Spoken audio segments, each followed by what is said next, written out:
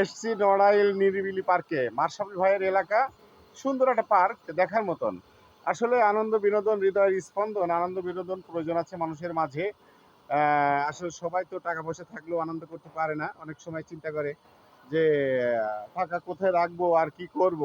ঠিক আছে, এটা নিয়ে ব্যস্ত হয়ে পড়ি, ব্যাংকে যাব না ব্যবসা করব কি করব। ঠিক আছে, তো সুন্দর আসলে যে জায়গা আপনার হচ্ছে নড়াইল নিরিবিলি পার্কে, মাশরাফি ভাইয়ের এলাকা। সুন্দর একটা জায়গা আসলে, দেখেন কত সুন্দর সুন্দর স্থানগুলো দেখা যাচ্ছে, দেখার মতো। ঠিক আছে, আসলে ভালো লেগে গেল দেখে। ভাবতে পারিনি এত সুন্দর জায়গাতে আসা হবে। হঠাৎ করে আপনার ২ ঘন্টা আগে